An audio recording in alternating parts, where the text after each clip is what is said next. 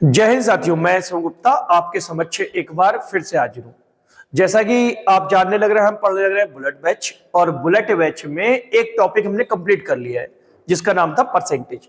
और परसेंटेज अगर आपने अभी तक नहीं देख रखा है तो आप जाएंगे प्लेलिस्ट में, और प्लेलिस्ट में जाकर railway aspirant for bullet batch लिखा होगा भाई रेलवे एस्पिरेंट के लिए, उस प्लेलिस्ट में जाएंगे तो परसेंटेज के आप सारे वीडियो एक बार देख लीजिएगा। चलिए, तो अब हम बात करने लग रहे हैं प्रॉफिट एंड लॉस की। यहां से हम स्टार्ट कर रहे हैं प्रॉफिट एंड लॉस। देखिए, प्रॉफिट एंड लॉस में बहुत सारे ऐसे सवाल लिए गए। देखिए, आप जब देख रहे होंगे ये सारे सवाल है भाई, है ना। तो इन सब सवालों को हम कैसे सॉल्व कर पाएंगे, तो इसके लिए हमें करना क्या पड़ेगा, तो सबसे पहले हमें एक कंसेप्ट समझना पड़ेंगे इसके। तो देखिए, पहले हम बेसिक सी टर्मोलॉजी हम समझ लेते हैं, और टर्मोलॉजी समझने के बाद हम बेहतरीन से बेहतरीन क्वेश्चन हम सेकेंडों में उड़ा पाएंगे। चलिए, तो समझते हैं पहले। देखिए, सबसे पहले आप हेडिंग लगाइए प्रॉफिट एंड लॉस। और इस प्रॉफिट एंड लॉस में देखिए, इसमें जो टर्म यूज होने वाले हैं वो टर्म के बारे में जान लेते हैं।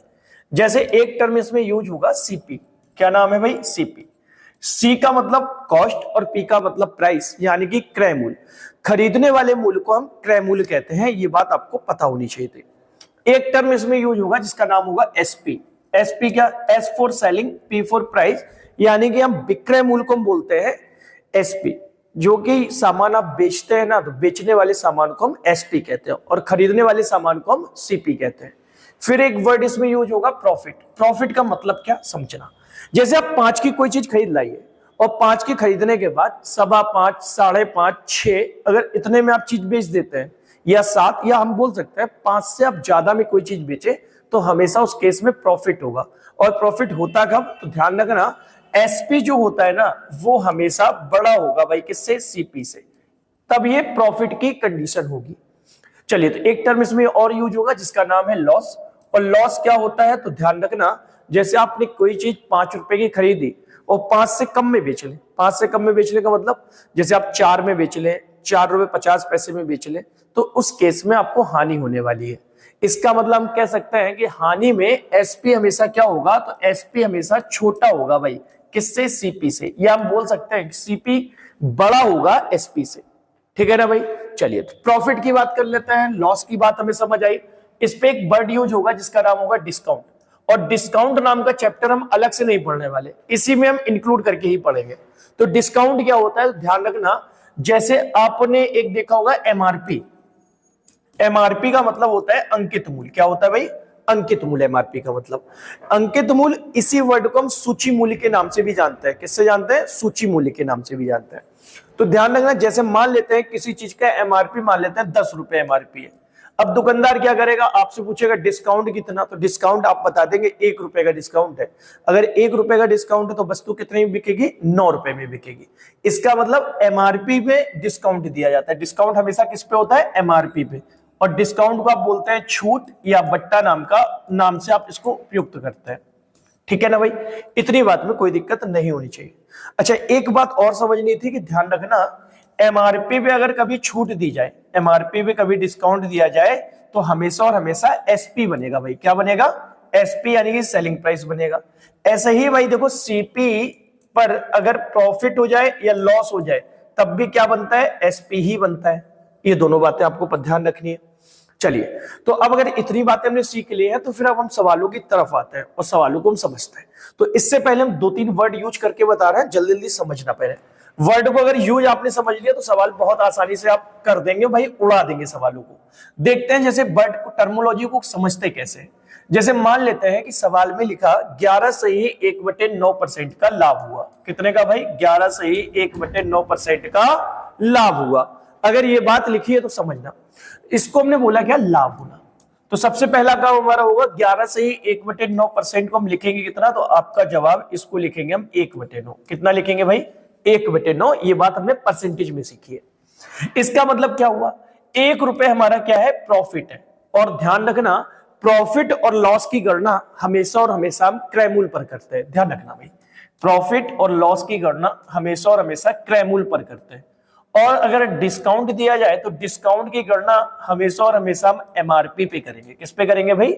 एमआरपी पे करेंगे। ये 2 बातें आप नोट करके अपने कॉपी पे लिख लीजिए भाई। क्या नोट करना है? पहली बात की नोट करना है, नोट नंबर 1, प्रॉफिट और लॉस की गणना हमेशा और हमेशा क्रयमूल्य पर होगी, जबकि छूट या डिस्काउंट की गणना हमेशा और हमेशा एमआरपी पे होगी भाई। ठीक है ना, दोनों बातों को ध्यान रखना है। चलिए अब समझते हैं। 11 से ही 1/9% अगर प्रॉफिट बोला है तो इसका मतलब भाई 1/9 होता है और एक हमारा क्या हुआ, प्रॉफिट। अब प्रॉफिट की गणना होगी किसमें, तो आपका जवाब है भाई सीपी पे होगी भाई। किस पे होगी भाई, सीपी पे। तो इस बात से, इस नंबर से हम एक संदर्भ निकाल सकते थे कि अगर सीपी हमारा 9 रुपए है, प्रॉफिट अगर 1 का हुआ, तो पक्का जो एसपी होगा वस्तु का वो 10 रुपए हो जाएगा भाई। बात समझ आया? फिर समझते हैं एक बार। अगर मान लेते हैं कि सवाल में लिखा 10% प्रॉफिट, तो आप बोलेंगे 10% को लिखेंगे 1/10। एक हमारा क्या है, प्रॉफिट है, और 10 हमारा क्या होगा, सीपी। क्यों होगा सीपी? क्योंकि प्रॉफिट और लॉस की गणना हमेशा और हमेशा क्रयमूल्य पर करते हैं। अगर ऐसा है तो आप बताइए सीपी हमारा कितना हो जाएगा, तो आपका जवाब 10 रुपए हो जाएगा। सीपी कितना, 10 रुपए। प्रॉफिट कितने का, तो आपका जवाब 1 रुपए का प्रॉफिट। तो एसपी कितना होगा, तो एसपी आपका हो जाए 10 की चीज 1 के लाभ के साथ 11 में बिकेगी, तो ये हमारा एसपी हो जाएगा। 2 टर्म और समझना है, 2 नंबर और लिख के बता रहे हैं आपको, समझना थोड़ा अच्छे से। देखिए जैसे मान लेते हैं कि सवाल में अगर ऐसे लिख दिया जाए 12.5% का डिस्काउंट दिया गया, कितने का, 12.5% का डिस्काउंट। इसका मतलब क्या, अगर ये डिस्काउंट है तो बताइए 12.5 को लिखते कितना है, तो आपका जवाब भैया 1/8 लिखेंगे। कितना लिखेंगे, 1/8। तो आप बताइए 1 रुपए हमारा क्या है, डिस्काउंट है। डिस्काउंट हमेशा और हमेशा एमआरपी पे होगा। किस पे होगा भाई, एमआरपी पे। तो नीचे वाला नंबर क्या हो जाएगा, एमआरपी। बात समझ आया?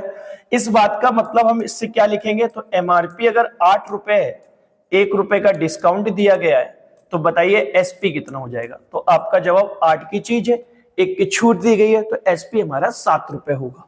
इतनी बात में कोई दिक्कत नहीं होगी भाई। ठीक है ना, टर्म आप समझ पाए। अब टर्मों के बाद हम क्वेश्चन की तरफ आ रहे हैं। देखिए आज की क्लास का पहला क्वेश्चन आपकी स्क्रीन पर ये रहा। समझते हैं बात को अच्छे से।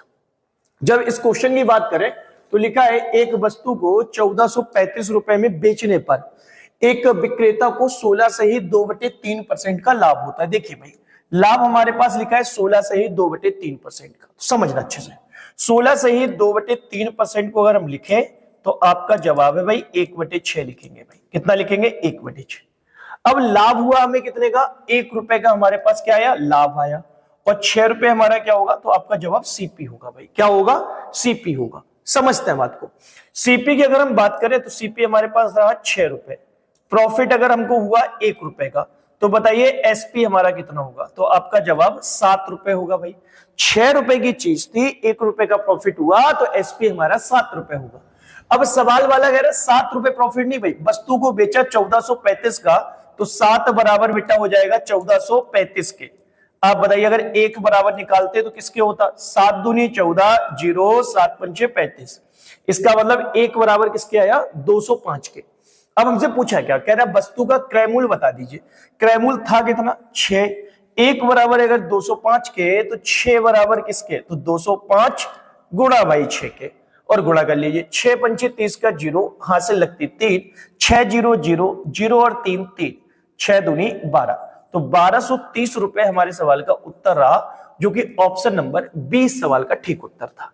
आई होप आप बात को पहले सवाल से समझ पाए होंगे। जैसे देखो पहला सवाल समझाया ना, सेम अगला सवाल इसी कैटेगरी का दूसरा सवाल है, और दूसरा सवाल जब आप करेंगे ना तब आपका कॉन्फिडेंस बिल्ड होगा। चलिए तो दूसरा सवाल करते हैं भाई। तो दूसरा सवाल आपके स्क्रीन पर ये रहा, देखिए। कह रहा है एक व्यक्ति अपना सामान 8 से ही 1/3% के लाभ पर बेचता है। कह रहा है यदि वस्तु का विक्रय मूल्य 6578 है, तब वस्तु का क्रय मूल्य क्या होगा। तो सबसे पहले देखिए नंबर लिखा है 8 से ही 1/3%, और 8 से ही 1/3% को अगर हम लिखे तो भाई कितना लिखेंगे, तो आपका जवाब 1/12 आएगा भाई। कितना आएगा, 1/12। अगर सवाल में लाभ हुआ तो पक्का 1 रुपए हमारा प्रॉफिट है, और प्रॉफिट हमेशा होता किसमें है, तो आपका जवाब सीपी पे होता है, तो सीपी हमारा 12 रहा। इस नंबर से अगर हम सारी बातें लिखें तो आप कह सकते हैं कि सीपी अगर 12 रुपए होगा तो भाई मेरे प्रॉफिट 1 रुपए का होगा, और एसपी हमारा कितना हो जाएगा, तो आपका जवाब 12 की चीज 1 के लाभ के साथ 13 में बिकेगी। अब बेटा 13 बराबर अगर हम पूछे सवाल में 13 बराबर क्या दे रखा है, तो 13 बराबर की बात करें तो 6578 लिखा, तो 13 बराबर हो जाएगा 6578 के। अब आप एक छोटी सी बात बताइए, 1 बराबर अगर निकाले तो 13 बचे होता है 65, और 13 छंग 78, तो 1 बराबर आ जाएगा 506 के। कई बच्चों का 56 आ गया होगा, अगर 56 आया ना तो आपकी कैलकुलेशन वीक है भाई, कैलकुलेशन में काम करिएगा। 1 बराबर 506 के। अब आपसे पूछा गया वस्तु का क्रयमूल्य बताइए, तो वस्तु का क्रयमूल्य कितना है 12, तो 12 किसके बराबर होगा, तो आपका जवाब 12 गुणा 506 के। तो भाई गुणा कर लीजिए, 12 छंग 72 की 2, हाथ से लगती 7, 12 0 0 0 और 7 7, 12 पंचे 60, यानी कि 6072 के, और 6072 ऑप्शन नंबर 20 सवाल का ठीक उत्तर था। आई होप आप बात को अच्छे से समझ पाएंगे। चलिए तो एक अगला सवाल, सेम टाइप का एक सवाल है, और आप वीडियो को पॉज करके बना के देखिए, आपसे क्वेश्चन आसानी से हो पा रहा होगा। चलिए तो क्वेश्चन नंबर देखते हैं भाई। अगला सवाल आपके स्क्रीन पर ये रहा, वीडियो को जल्दी से पॉज करिए, वीडियो को पॉज करने के बाद और क्वेश्चन को बना के देखते हैं भाई, जल्दी से बनाइएगा। चलिए उम्मीद करेंगे आपने वीडियो को पॉज किया होगा और क्वेश्चन को आपने बनाया होगा। चलिए देखिए अब इसका सॉल्यूशन जान लेते हैं। देखिए कहानी क्या है, कह रहा 28% की हानि होती है। अगर 28% की हानि होती है तो भाई मेरे 28% को हम लिखेंगे क्या, तो आपका जवाब 7/25 लिखेंगे भाई। कितना लिखेंगे 7/25, तो 28% का फ्रैक्शन वैल्यू होगा 7/25। अब बेटा आप बताओ, इसमें हानि बोला गया है तो इसका मतलब ऊपर वाला नंबर हमारा लॉस होगा, और लॉस और प्रॉफिट दोनों नंबर की गणना हम किस पे करते हैं, तो क्रयमूल्य पर करते हैं। अगर क्रयमूल्य पर करते हैं तो नीचे वाला नंबर हमारा क्या हो गया, सीपी। अब एक छोटी सी बात बता दीजिए, सीपी अगर किसी बात का 25 रुपए आ जाए, कितना 25 रुपए, लॉस बेटा अगर 7 रुपए का है, तो बताइए जो वस्तु अगर आपकी बेचेंगे वो वस्तु कितने की बेच देंगे, तो आपका जवाब 18 रुपए की वस्तु बिकेगी। कितने की भाई, 18 रुपए की। बात समझ आया भाई, कोई दिक्कत हो तो बताइए। बड़े आगे आगे सुनिए, कह रहा है भाई आपने जब वस्तु को बेचा तो 3207 का बेचा है, तो भाई मेरे 18 बराबर किसके, 3207 रुपए के।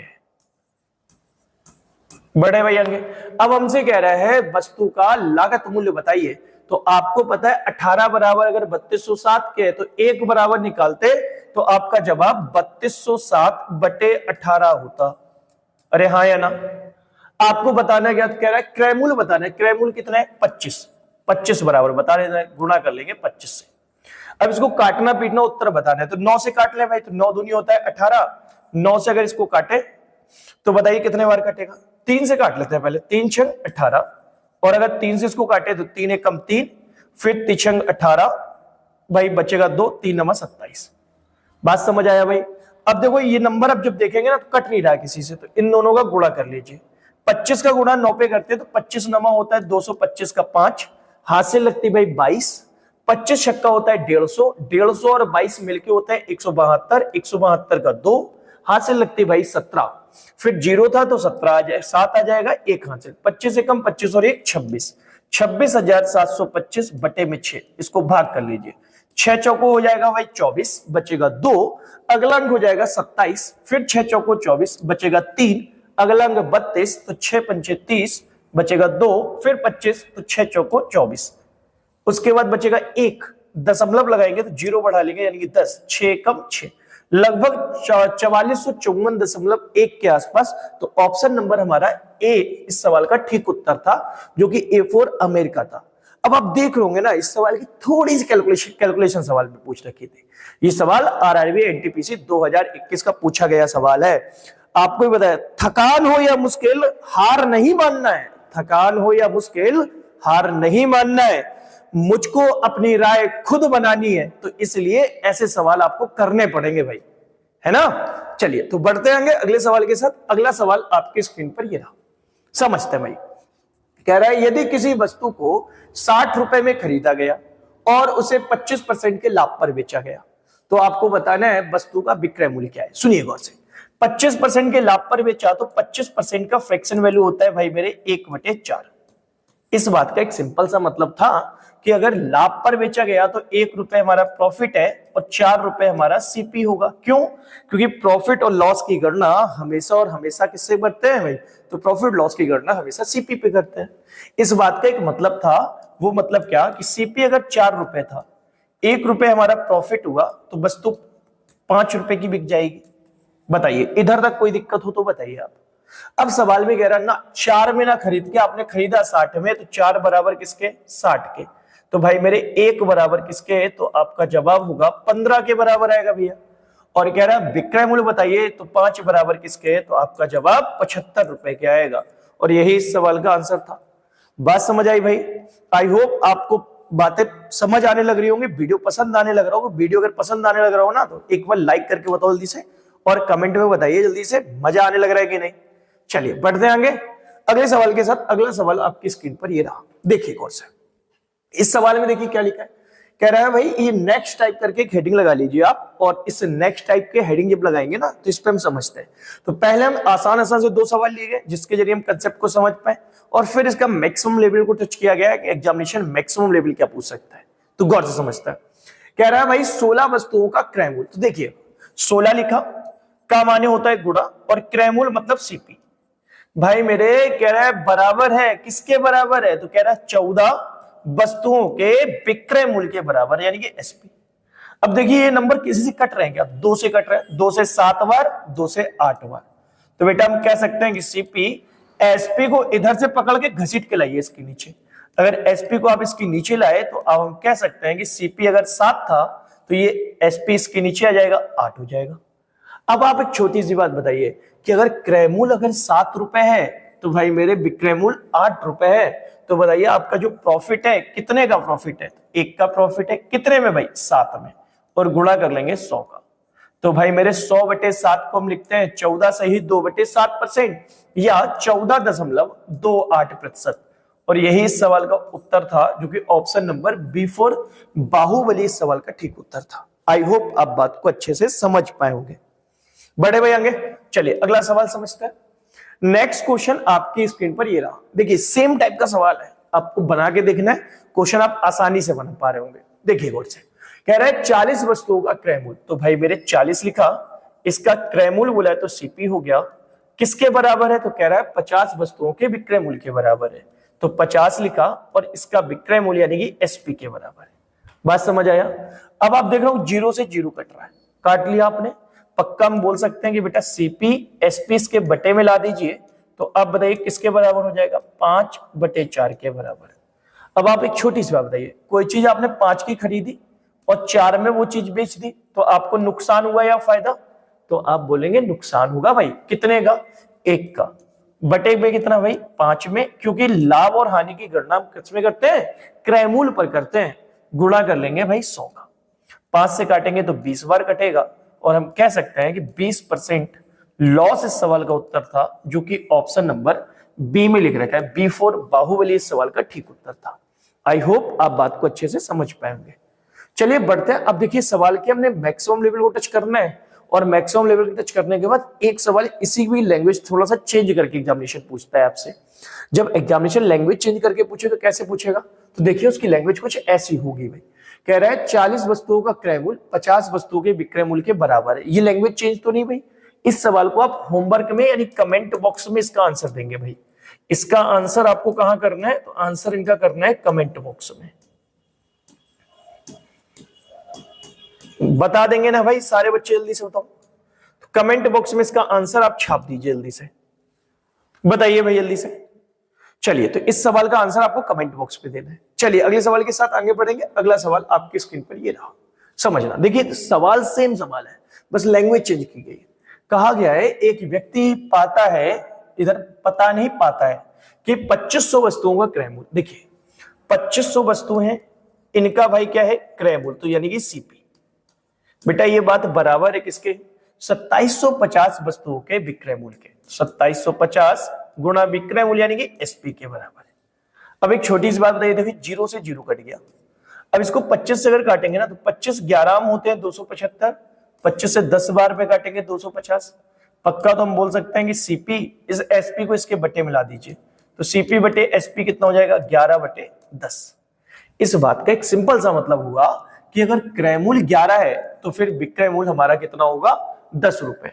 आप बताइए कितने की छूट दी आपने, छूट दी भाई 1 रुपए की छूट है। कितने में, सॉरी 1 रुपए की आपने क्या हानि हुई, कितने में, तो आपका जवाब 11 में, और गुणा कितने का भाई, 100 का। अब इसको अगर सॉल्व करें तो ये हो जाएगा 100/11, जिसको आप लिखते कितना है, तो आप लिखते हैं 11 9 99 और 100। 9 सही 1/11% इस सवाल का ठीक उत्तर था, जो कि option number B for Baahubali इस सवाल का ठीक उत्तर था, एनओटी नोट। समझ आया भाई? चलिए अब अगले सवाल में देखिए, इस सवाल में अगले सवाल जो लिया गया है इस सवाल पे इस पूरे टाइप के मैक्सिमम लेवल को टच किया गया है, और इस सवाल को गौर से देखते हैं। घबराना बिल्कुल नहीं है, कहते भी हैं कठिनाइयों से डरकर नहीं हौसलों से लड़कर जीतना है। कठिनाइयों से डरकर नहीं हौसलों से लड़कर जीतना है। रेलवे की तैयारी में सफलता का सूरज आपको चमकाना ही चमकाना है, तो समझते हैं। तो फिर से घबराना बिल्कुल नहीं है, और इस सवाल को हम आसानी से करेंगे भाई। समझते हैं पहले तो। कह रहा है 12 वस्तुओं का क्रय मूल्य 9 वस्तुओं के विक्रय मूल्य के बराबर है। गौर से समझता है।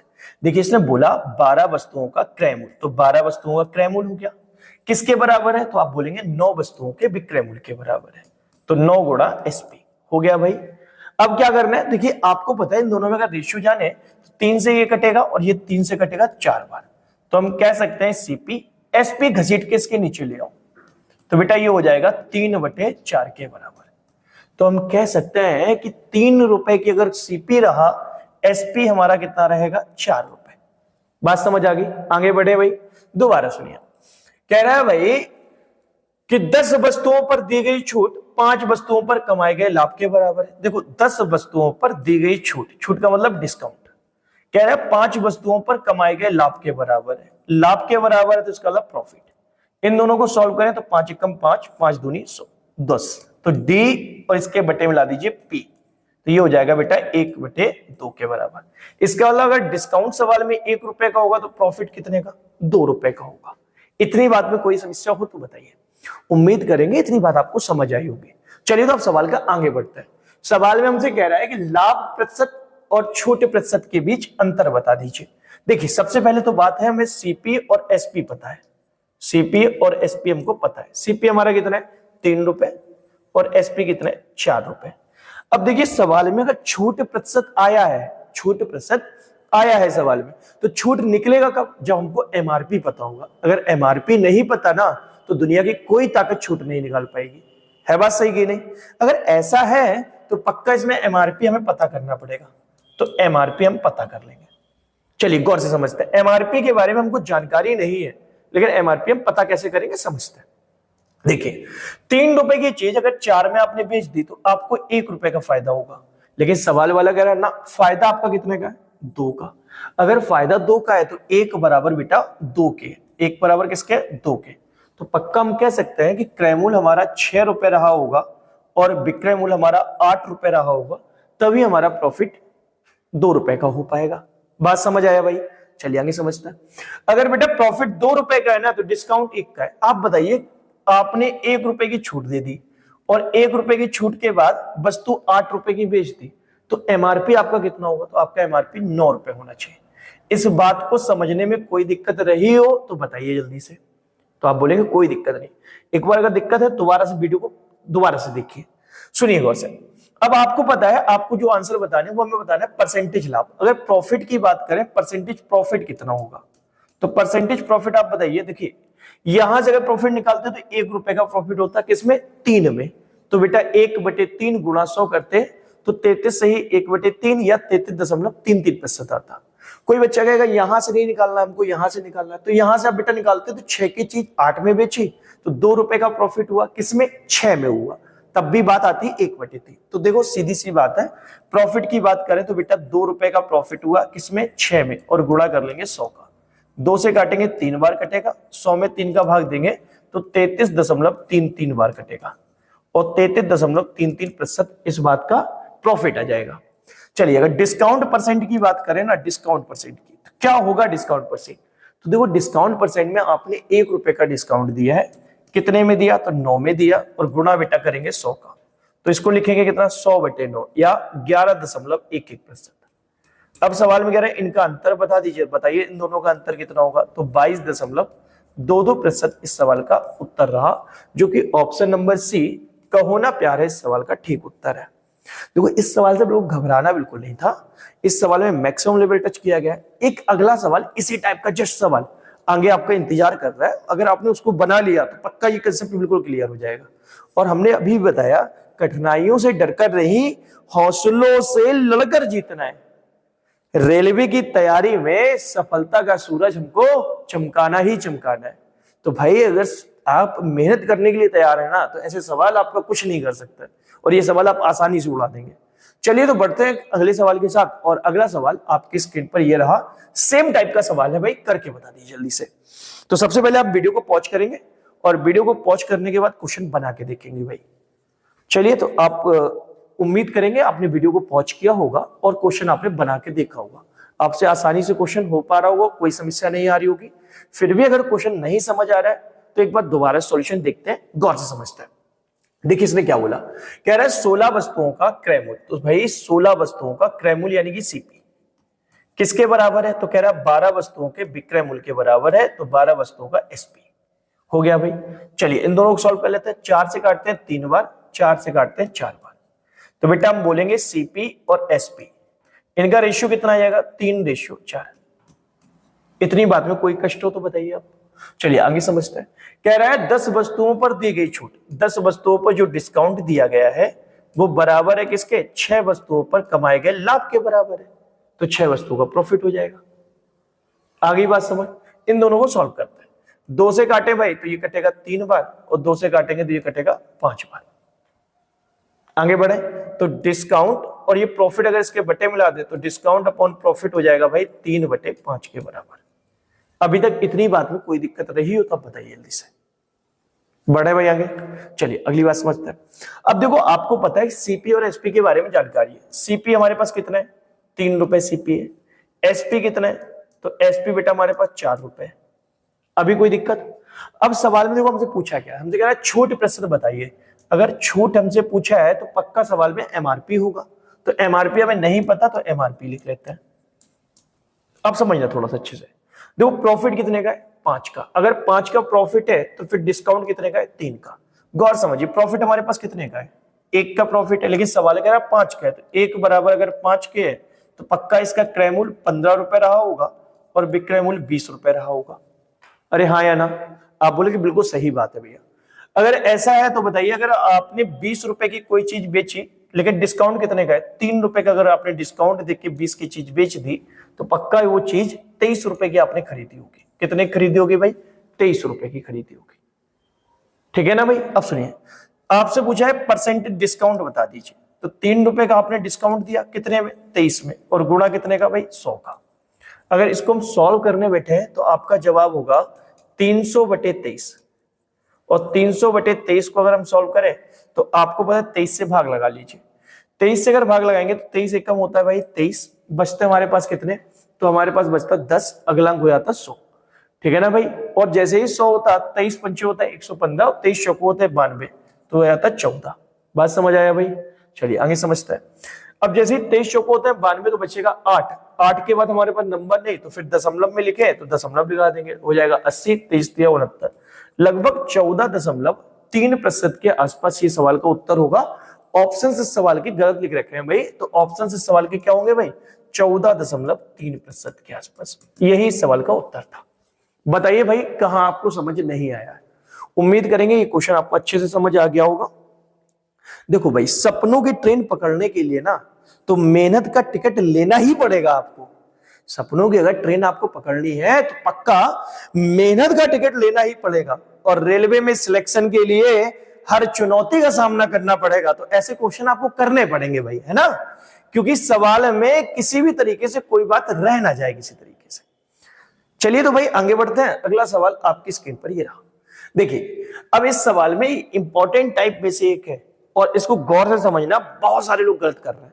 देखिए इस पूरे सवाल में बोलेगा क्या आपसे, लिखा है 66 वस्तुओं को बेचने पर एक दुकानदार को 22 वस्तुओं के क्रय मूल्य के बराबर लाभ होता है। देखिए हर बार बोलेगा यहाँ पे क्रय मूल्य के बराबर लाभ होता है या फिर विक्रय मूल्य के बराबर लाभ होता है। तो जिसके बराबर बोला जाए, जिसके बराबर बोला जाए हमेशा उसी को मान लेना है आपको। ठीक है ना भाई, जिसके बराबर बोला जाए हमेशा उसी को मान लेना है। इसका मतलब क्या, तो इसमें देखो क्रय मूल्य के बराबर माना बोला है ना, तो हम पक्का मान लेंगे, माना क्रय मूल्य 1 रुपए पर वस्तु। कितना मान लेंगे भाई, 1 रुपए पर वस्तु। अगर देखो आपका दिल 1 रुपए के साथ नहीं है तो आप 10 मान लीजिए, 20 मान लीजिए, 50 मान लीजिए, 2 मान लीजिए, कोई समस्या नहीं, जो भी आप मान लें। अगर एक मानेंगे तो कैलकुलेशन हमें आसान हो जाएगा करना, ठीक है ना। अच्छा, जिस चीज को हम मानते हैं उसको हम सबसे पहले लिखते हैं। फिर सुनिए, जिस चीज को हम मानते हैं उसको हम सबसे पहले लिखते हैं। अगर क्रयमूल माना है तो पक्का हम क्रयमूल पहले लिखेंगे, अगर विक्रयमूल माना होता तो हम विक्रयमूल लिखते, ठीक है ना भाई। तो हम क्रयमूल सबसे पहले लिखेंगे। गौर से समझते हैं क्रयमूल अब कितना होगा। तो देखिए, आपने लिखा है 66 वस्तुओं को बेचने पर। आपने अगर 66 वस्तुएं बेची हैं तो पक्का आप खरीद के कितनी लाए होंगे, 66 वस्तु ही खरीद के लाए होंगे। इसका मतलब एक वस्तु का क्रयमूल 1 रुपए, तो 66 वस्तु का क्रयमूल कितना हो जाएगा, 66 रुपए। बात समझ आया। थोड़ा अगर अंडरस्टैंडिंग में कहीं दिक्कत आएगी तो एक दो एग्जांपल के साथ हम बात को अच्छे से समझ रहे हैं अभी, बस आप बने रहिएगा। देखिए, तो हमें पता चला है सीपी हमारा कितना हो गया, 66 रुपए। फिर कह रहा है 22 वस्तुओं के क्रयमूल के बराबर लाभ होता है। लाभ अगर हम प्रॉफिट पूछे ना आपसे तो प्रॉफिट कितना है, तो कह रहा है 22 वस्तुओं के क्रयमूल के। एक वस्तु का क्रयमूल अगर 1 रुपए मान रखा है तो 22 वस्तुओं का क्रयमूल कितना होगा, तो आपका जवाब 22 रुपए होगा। तो भाई प्रॉफिट हमारा हो गया 22 रुपए। बात समझ आया। कह रहा है लाभ प्रतिशत बता दीजिए, तो बताइए प्रॉफिट परसेंटेज में बताना है। आपको 22 रुपए का फायदा हुआ कितने में, तो आपका जवाब 66 में, और गुणा करिए 100 का। भाई मेरे काट लीजिए, 22 एकम 22, 22 दिया 66। 100/3 को हम बोलते हैं भाई 33 सही 1/3%। और यही इस सवाल का उत्तर था, जो कि ऑप्शन नंबर B4 बाहुबली इस सवाल का ठीक उत्तर था। आई होप आप बात को अच्छे से समझ पाएंगे। चलिए बढ़ते आगे अगले सवाल के साथ, और अगला सवाल आपकी स्क्रीन पर ये रहा। देखिए गौर से, फिर से सवाल समझते हैं। फिर से देखिए, इसने एक बात लिखी, कह रहा है क्रयमूल के बराबर लाभ होता है। किसके बराबर लाभ होता है भाई, क्रयमूल के बराबर लाभ होता है। अगर क्रयमूल के बराबर लाभ हुआ तो हमें वस्तु को क्रयमूल मानना पड़ेगा। तो हम लिखेंगे क्या, माना क्रयमूल जो था ना वो 1 रुपए पर वस्तु था। कितना, 1 रुपए पर वस्तु था। अब आप सिंपल सी बात है, आपने कितनी वस्तु को बेचने पर, 72 वस्तु को बेचने पर। इसका मतलब 72 वस्तु अगर आपने बेची है ना तो पक्का 72 खरीद के लाए होंगे। यानी कि हम कह सकते हैं कि सीपी कितना होगा, तो आपका जवाब 72 रुपए होगा भाई। बात समझ आई। अब आपको जो लाभ हुआ वो 9 वस्तुओं के लाभ हुआ, तो प्रॉफिट आपको कितना, कह रहा है 9 वस्तुओं के क्रयमूल के बराबर लाभ हुआ। एक वस्तु का क्रयमूल अगर 1 रुपए है ना भाई, तो 9 वस्तु का क्रयमूल 9 रुपए हो जाएगा। तो 9 रुपए आपका लाभ रहा। अब कह रहा है परसेंटेज प्रॉफिट बता दीजिए, तो बताइए आपको 9 रुपए का लाभ हुआ कितने में हुआ, 72 में, और गुणा कर दीजिए 100 का। काट लीजिए, 9 से काटेंगे 8 बार, 4 से काटेंगे 2 बार, 4 से काटेंगे 25 बार। 25/2 को हम लिखते हैं बेटा 12.5%, और 12.5% इस सवाल का ठीक उत्तर था, जो कि ऑप्शन नंबर डी में लिखा था। D4 देवसेना इस सवाल का ठीक उत्तर था। ऐसा सवाल आपसे पेपर में बहुत बार पूछा गया, और पक्का रेलवे ग्रुप डी पे किसी न किसी शिफ्ट में जरूर ऐसा सवाल पक्का पूछा जाएगा। चलिए तो आगे बढ़ते हैं अगले सवाल के साथ, फिर अगला सवाल समझते हैं। देखिए भाई, फिर से एक बार फिर से सवाल लिया गया, समझना। देखो फिर से लिखा क्रयमूल के बराबर हानि होती है। क्रयमूल के बराबर अगर हानि होती है तो पक्का हम क्या मानेंगे, तो फिर से सेम सवाल है। माना क्रयमूल 1 रुपए पर वस्तु था। कितना था भाई, 1 रुपए पर वस्तु। अगर बेटा क्रयमूल माना है तो हम क्रयमूल पहले लिखेंगे, अगर विक्रयमूल माना होता तो हम विक्रयमूल पहले लिखते। तो बताइए हम सबसे पहले लिखेंगे क्या, सीपी। सीपी होगा क्या, तो आपने 96 वस्तु को बेचा है तो पक्का आप खरीद के कितनी लाए होंगे, तो 96 वस्तु ही खरीद के लाए होंगे। एक वस्तु का अगर क्रयमूल 1 रुपए था तो 96 वस्तु का क्रयमूल कितना हो जाएगा भाई, 96 रुपए हो जाएगा। ठीक है ना भाई। अगर 96 रुपए हो जाएगा तो हमने माना क्रयमूल हो गया 96 रुपए। सवाल में अब कह रहा है जो लॉस हो रहा है ना हमको, वो लॉस कितना, कह रहा है 16 वस्तुओं के क्रयमूल के बराबर लॉस हो रहा है। एक वस्तु का क्रयमूल अगर 1 रुपए था तो 16 वस्तुओं का क्रयमूल कितना हो जाएगा, 16 रुपए। 16 का आपको लॉस हुआ। सवाल में कह रहा है परसेंटेज लॉस बता दीजिए, तो परसेंटेज लॉस कितना होगा, 16 रुपए का लॉस है। कितने में भाई, 96 में, और गुणा कितने का, 100 का। काट पीट लीजिए, 16 से काटेंगे भाई 6 बार कटेगा, 2 से काटेंगे 3 बार, 2 से काटेंगे 50 बार। उत्तर हो जाएगा 16 सही 2/3%। और यही इस सवाल का उत्तर था, जो कि option number A for America इस सवाल का ठीक उत्तर था। भाई बात समझ आई कि नहीं, जल्दी से बताइए। चलिए अगला सवाल देखते हैं भाई। अगला सवाल आपकी स्क्रीन पर ये रहा, और अब इस सवाल में आपसे पैसे को इंट्रोड्यूस किया गया है। किसको इंट्रोड्यूस किया गया, पैसे को इंट्रोड्यूस किया गया, 4000 रुपए। अब गौर से समझना भाई, ये सवाल एक लेवल ऊपर था आपसे, और इस सवाल को अगर बना के देखेंगे ना तो मुश्किल में बना पाएंगे। देखो कुछ भी नहीं कर रहा है, जैसा हम सिखा रहे हैं भाई पैसे ही कर देना, पक्का तुरंत आंसर आ जाएगा। देखिए कैसे, इसने बोला है कि भाई क्रयमूल्य के बराबर लाभ होता है, तो इसका लाभ मानना क्या है बताइए। क्रयमूल्य मानेंगे ना, तो क्रयमूल्य कितना मान लेंगे, तो आप बोलेंगे 1 रुपए पर वस्तु, 1 रुपए पर वस्तु, यानी कि एक वस्तु का क्रयमूल्य 1 रुपए था। क्रयमूल्य माना है तो सबसे पहले हम क्रयमूल्य ही लिखेंगे, तो क्रयमूल्य लिख लीजिए। भाई कितना होगा, तो कह रहा है 40 वस्तुओं को बेचता है दुकानदार। अगर 40 वस्तुओं को दुकानदार ने बेचा तो भाई मेरे एक खरीद के कितनी लाएगा, 40 वस्तु लाएगा। अगर खरीद के 40 लाया तो सीपी कितना हो जाएगा, तो आपका जवाब 40 रुपए हो जाएगा। बात समझ आया। आगे कह रहा है तो उसको 10 वस्तुओं के क्रयमूल्य के बराबर लाभ होता है। प्रॉफिट कितना, कह रहा है 10 वस्तुओं के क्रयमूल्य के बराबर। एक वस्तु का क्रयमूल्य 1 रुपए, तो 10 वस्तु का कितना, 10 रुपए क्रयमूल्य हो जाएगा। बात समझ आया भाई। चलिए आगे बढ़ते हैं। अब आपको पता है कि 40 रुपए था भाई, 10 रुपए का आपको प्रॉफिट हुआ, तो वस्तु बेचेंगे कितने में, तो एसपी हो जाएगा भाई कितना, 50। इतनी बात में कोई कष्ट हो तो बताइए, बढ़े आगे। चलिए आगे समझते हैं। कह रहा है लेकिन रुपया कितने है भाई, 4000 में बेचा, तो 50 बराबर कितने के भाई, 4000 के। तो पक्का एक बराबर किसके, 8 पंच होते हैं 40, और भाई 1 जीरो, और 1 बराबर आया 80।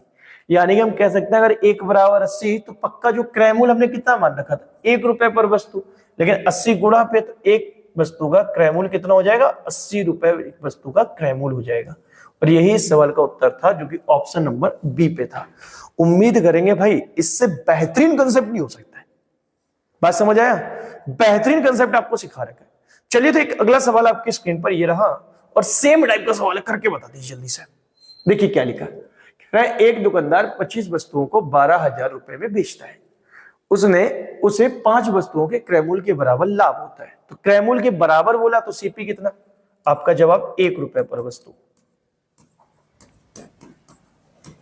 अगर सीपी 1 रुपए पर वस्तु हुआ, तो वस्तु कितनी उसने बेची, 25 वस्तु, खरीद के कितनी लाएगा, 25, तो सीपी कितना हो जाएगा भाई, 25 रुपए। बात समझ आया। आगे बढ़ेंगे भाई। लाभ कितनी वस्तुओं के बराबर हुआ, 5 वस्तुओं के बराबर, 5 वस्तुओं के क्रयमूल्य के बराबर। एक वस्तु का क्रयमूल्य अगर 1 रुपए है, तो 5 वस्तु का क्रयमूल्य कितना, 5 रुपए भाई, तो प्रॉफिट हो जाएगा 5 रुपए का। एसपी की अगर बात करें तो एसपी कितना, तो 30 रुपए हमारा एसपी हो जाएगा। क्यों, 25 की चीज थी, 5 रुपए प्रॉफिट हुआ, 30 एसपी आया। सवाल में 30 नहीं भाई, बेचा कितने में, 12,000। 30 बराबर 12,000 के, तो 1 बराबर बेटा कितने के, 400 के।